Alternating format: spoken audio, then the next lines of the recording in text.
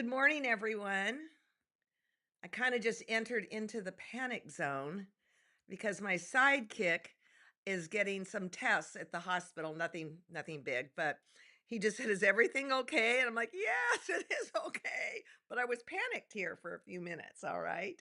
So um, today is going to be a really interesting broadcast because we have Amy Milne with us who talked to Lilo, and we're going to learn about some things you should think about with all your stuff after the flooding in Asheville. But more than that, since Lilo made this video with Amy, some stuff has come down and it's not necessarily good stuff. So I got hold of Amy on the phone this morning and I said, I would like to, I don't know, I can't merge her in, but I can get her on the phone. I can do speakerphone and we go from there, and she will give you an update. And I think this might be one of the more valuable vidcasts that we've done, preserving our history as quilters and all that stuff. But while people are loading on, I wanted to share with some things that I've been working on that you've kind of seen around here and there. And I'm going to start with this. And they're all from classes. This, I believe I started, let me see if I can lift it up a little bit, in a Joanne Sharp class. And the reason I think it was Joanne Sharp was because of the watercolor on the fabric behind there. I can't think of any other teacher that would have taught me that. And then I started stitching down the trees. I'm putting in the snow now. I'm calling it first snow. First snow. I'm put French knots in here. You can see there's some over dyed lace, and it's been fun. I mean, I sit there and I go, oh my gosh, should I keep working on this or should I, toss it and move on? But the more stitching I add, the more I'm like going, no, I am going to keep stitching on it. This is a lot of fun. That might be what I work on today. And I especially love how I cut out. These are some edges left over from a Cindy Needham class. And then I got some lace and then I would tuck them under there. And then here's this beautiful tatting. I used to say it was bobbin lace, but you guys gently corrected me, and it is tatting. So, anyways, that's one thing I've been working on. I'm doing stuff for me. Look at the back. The back's always kind of fun, right? And then when somebody says, "What are you going to do with it?" I have no idea. All right. Then this last week, and I played 3 days in a row with my mini group. And gosh, what did I work on the first day? Well, it might have been that one first snow. But then Sujata, who's in our mini group from India, is teaching us how to make Kawandi quilts. And I've done it in cotton, didn't finish it. And I thought, you know what? I'm going to do it in silk because everybody else in the group was going to do it in silk. And Sujata, don't look at the pins. Okay, just don't look at the pins. All right. And it's you from a glance, you might go, oh, this is really easy. No, it's not. No, it's not. It's rewarding. I didn't say it. I mean, it's worth it. Okay. So that's something I'm working on. All right. And I realized the one that I started before had a batting that was, I think, a little too thick. And then on the backing, I used a cotton, like a regular grade cotton you might get from your quilt shop. And so on this one, I looked at my stuff and I looked for the sheerest cotton I could get my hands on. And this is what won. And I hope I'm not sorry that it has stripes, but I don't think so. And then these are big basting stitches that are going to come out. But I am humbled. I am humbled by how crappy my stitches are. But then on another day, we met at Robin's, and I'm going to bring this down. Let me put it on my face so I don't make you seasick.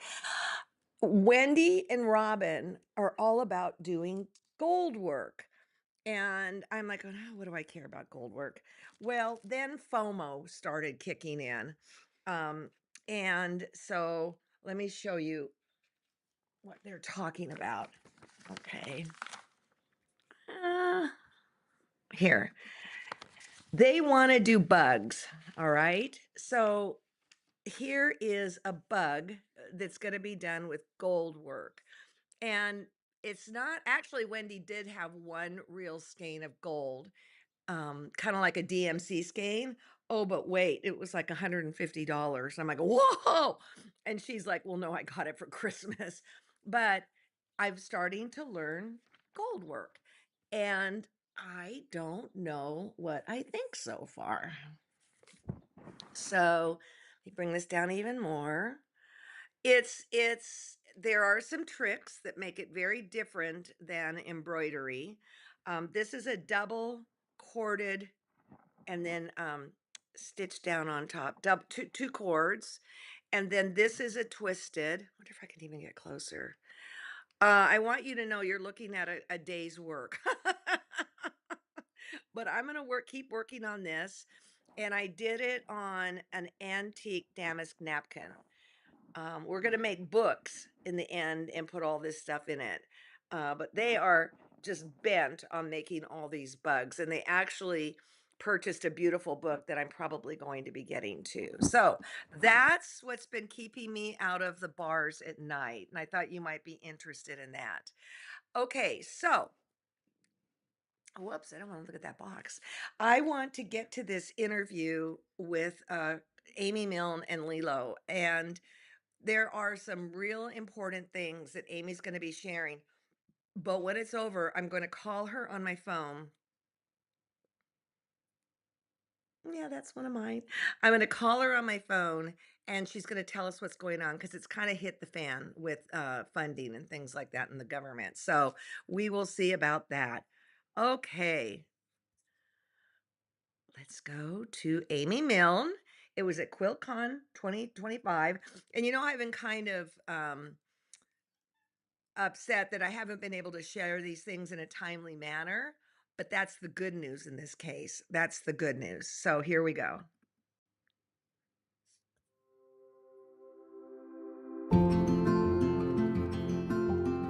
Hi, we're here with Amy Milne from the Quilt Alliance. And Amy, you've been on the show with us. I have. But it's been a number of years. So we thought we'd circle back and see what's going on with the Quilt Alliance since the last time we chatted with you. Yes, well, we are based in Asheville, North Carolina, as I've heard you about know. that. Yeah. And we've had a challenging year last year in September. Hurricane Helene came through our area. And although you never think about the mountains being a place where things like hurricanes happen, but they do. And we are remote. All of our staff, myself, I'm the only full-time, but I have 2 part-time colleagues, and we're all remote, located in our home offices, but we have a storage space where we keep all our items, our documentary equipment, and our records. Everything we have pretty much was in that space. And it was flooded, and we lost everything. Everything. Yeah. Oh.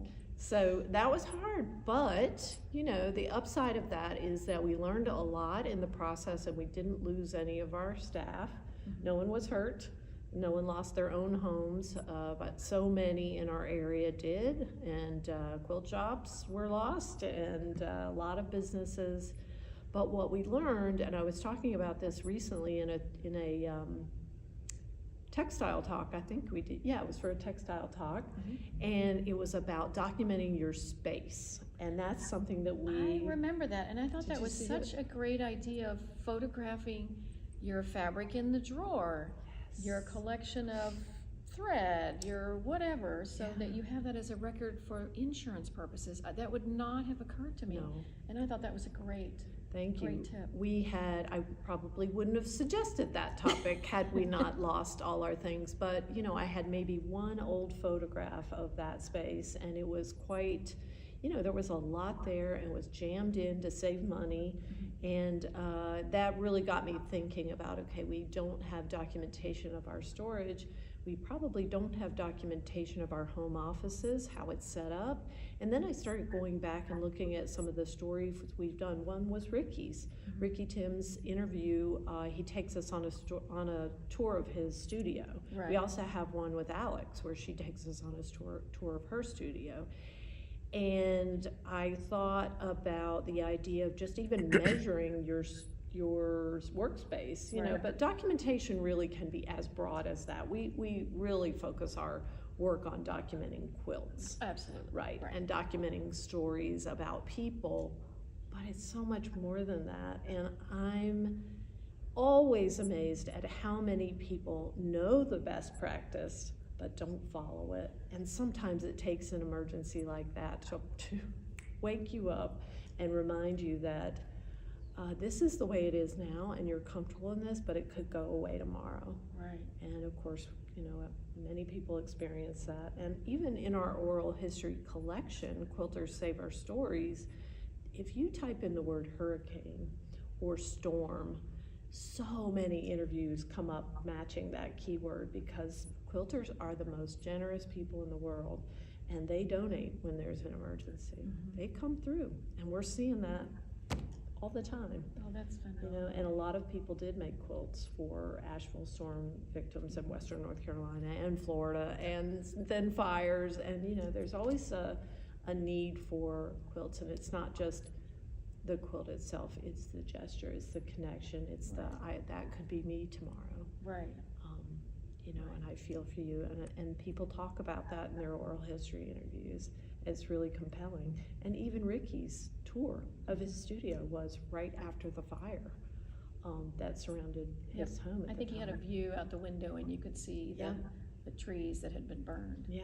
So it's really good to hear that. I mean, despite the fact that you've lost everything, you're coming back. Yeah. You're building up.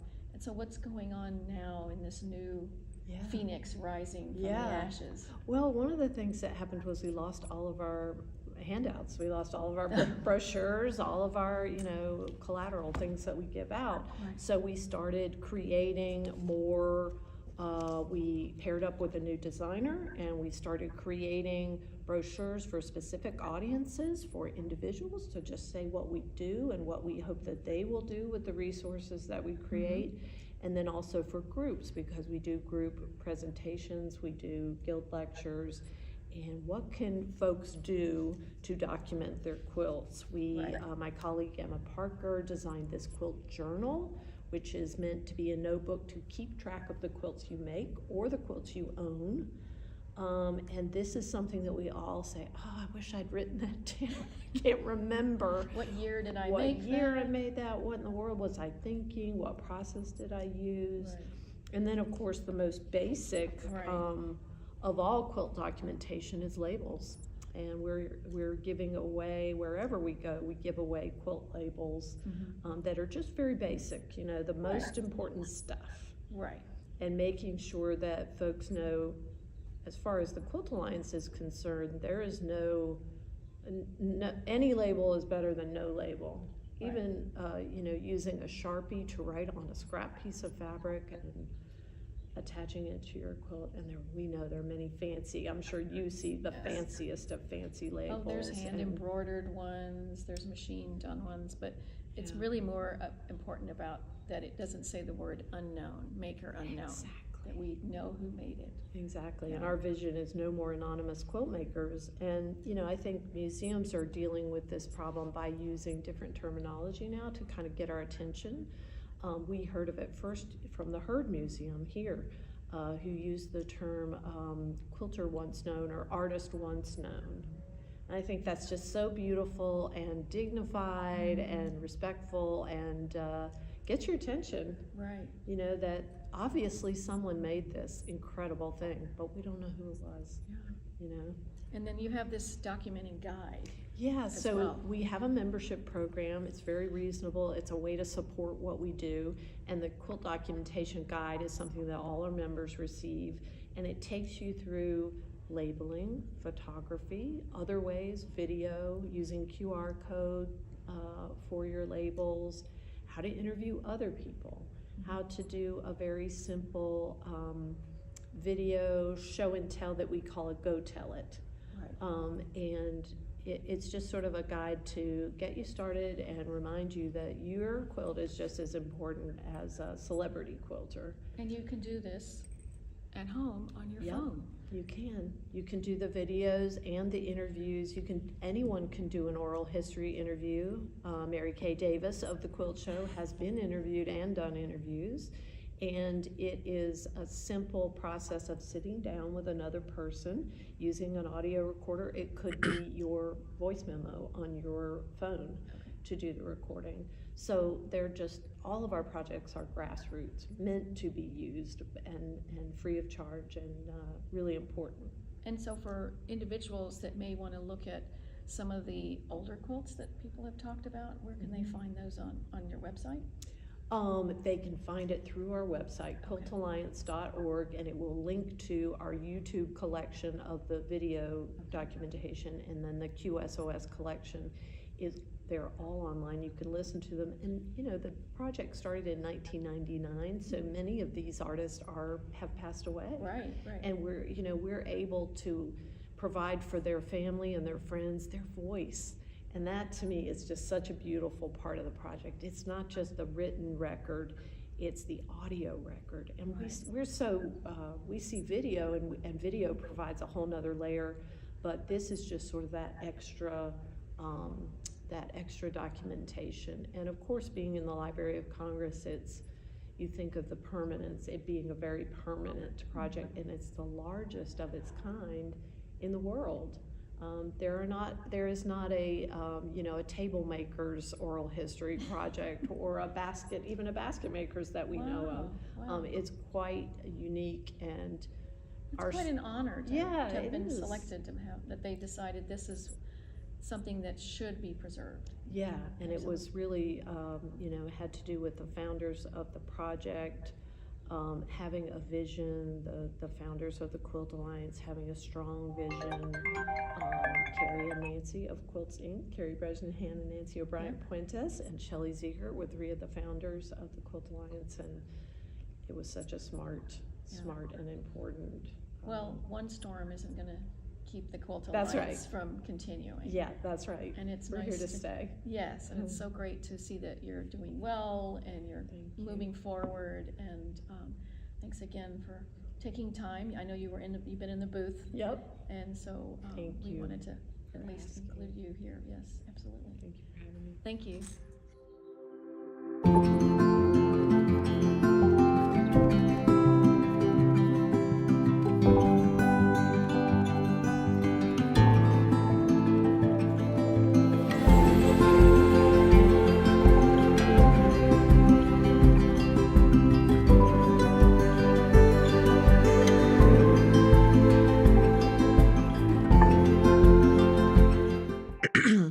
Well, forgive my phone going off. John goes this.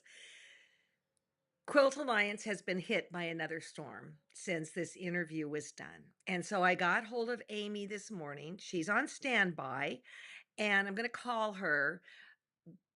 Well, I'll let her tell the story. And I'm glad that she's here. Thank you, Amy. And I'm sorry her face isn't on here with me, but hey, Amy, okay, everybody, can you all hear Miss Amy? We'll get to see what people, it's about a 7-minute delay, or a 7-minute, 7-second. Sorry. Oh, that's challenging. Yeah, right. 7-second. I think we're good. So I have said nothing about what has happened, Okay. but would you like the pleasure, or do you want me to have the pleasure? Sure, I can do it. Okay. I'll roll it into what's going on now. Okay. Oh, I'm not supposed to show the phone. John said that. Okay, here we go. Here we go, Amy. How about it? Okay, great. Oh, thanks everyone for joining us. I just want to share an update on the Quilt Alliance. We had a challenging year last year, and this year is coming in strong with challenges. We received funding from the National Endowment for the Arts. It's a independent federal agency, but it is connected to our national budget, and we received a termination notice a couple weeks ago, so that our grants the current grant that we have was canceled. It's a grant that we use to work with quilting groups, guilds, libraries, quilt shops. It's called Community Quilt Days. And we go out and we work with groups in person and virtually to document the quilts that that community wants to document and the makers. And, you know, National Endowment for the Arts funding is very difficult to get. We are so honored to have been successful twice, once after the pandemic, which was instrumental in keeping us going during the after the pandemic, and then this most recent one. And we have another grant in the pipeline waiting to be reviewed. But you know, I think there is a good there. The NEA is very vulnerable right now. The administration has recommended that it be closed and no longer operate. And that would be really catastrophic, I think, for the arts community, because the National Endowment for the Arts is one of the few funding sources that funds projects in every state and territory. And it also has a very strong commitment to communities that are rural. And we know that quilting happens in every community across the country. So this is a commitment by the National Endowment for the Arts to make sure that even rural projects are funded, and especially folk and traditional arts. And that's where we fall. That's the category that we fall in. So the grant was terminated. We did an appeal that has not been addressed yet, but we were able to receive the final check for the funding. So that's good. But as far as future funding, it's really uncertain and not looking great right now. So, you know, what does that mean to us as a small nonprofit? We're a small nonprofit in that we're 3 people, 1 full time and 2 part time. But our projects are huge, guys. We have an oral history project that, as I said, I think in the video is, you know, it's 1,200 interviews and it's grassroots. It's anyone can do it. So we have a huge archive, and it's really our archive, and I mean our as in the community. This is a true alliance. It is for everyone and about everyone. And so I hope that, of course, we, you know, any kind of not interference, but any kind of stoppage like this of funding coming in then requires more work. You know, you've got to then become an advocate, sharpen your skills for advocating for the funding. It just really, you know, presents additional workload. So that's not ideal. But you know what? Quilters are resilient. They are resourceful. We are a strong and generous community. We will persist beyond what, you know, is what grants are terminated, you know, hurricanes aside. We will persist, but we do need your help. And the Quilt Show has been, I think we've probably reached more people through the Quilt Show's programming and newsletter than any other group. Honestly, it is always listed as a referral when we get new members. I mean, very often it is. So thank you so much, Alex. You lift us up. You and Ricky and Lilo and Mary Kay and Justin are always lifting us up and helping put the spotlight on this important work. So Amy, bottom line is now we as quilters need to step in and understand the importance of Quilt Alliance and buy a membership, give money. It's like I will also give money to like the museums. I mean, the museums are Yes, struggling. And this is kind of a virtual museum in a sense. And the other thing I don't think was ever said yep, in the interview, guys, this is free. This information is all yes. free. And we all know there's no such thing as free in life, right? You It know? is kind of the NPR, PBS, Yes. all that kind of model where you're a subscriber. Your membership is the fuel for the Yes. mission, you Yes. know. So I know that you've got some things you've got to get on to, but thank you for taking time at QuiltCon. I know you guys were all exhausted out of your brains. I know and you can see it in my face, but it was oh so baby, nice. oh baby, but I'm glad, excuse me, that this isn't coming out till now. Now, I want to Yeah. say for those of you watching today, please feel free to put this on your blog, on your Facebook, on your YouTube channel, because I think this is really super, super important. All right. So Yes. pinky swear for that, for everything Amy's done, for everything everybody has done in this whole thing. They need us now. And I think it's going to be the wave of the future. And I know I live, breathe, smoke, dream quilting. So why wouldn't I support this? Right. Well, thank you, Alex, so Yeah. much for all Yeah. you do. We just appreciate you Well, so my much. it's my pleasure. It's my honor. It's my honor Oh, to be able to do this. So, well, you well, you have a good day, and I'm okay. holding good thoughts for you. Thank you. And we'll see if we can't get this as a little firestorm going out there. You're the best. Thanks, Okay, Alex. take care. Take care. Bye-bye. Bye. Okay. So that's it. That is it. And I think we're going to be seeing a lot of changes. And so, what is important to me? Quilting, because I know what this does for you. I know what it does for me. Relationships, the whole thing. Let's support quiltalliance.org. And you might want to just zoom around the website. There is so much there. It's like our website, it's just cuckoo. There's so much there. All right. So what do you need to know? Dee's doing her class on Saturday. Woo, let me fix that one. And those quilts are just spectacular that they're making. A rip on New York Beauty that I've never seen before. If you turn it on this Saturday and you go, okay, go back and start watching. It's all preserved right there. We got it right there for you, ready to go. I believe all on YouTube also. And with Quilt Alliance, I'm going to throw out a plea for us too. Thank you so much for supporting us at thequiltshow.com. We couldn't do it without you. Um, we would love to have all our you as oh yeah, thank you, Alex. We would love to have all of you as members. Of course we would. I tell you one thing that threw me when I went on the site. I don't even know which direction I went. Again, it's a rabbit hole. There was the late Yvonne Porcella talking about her work. There it is, preserved right there.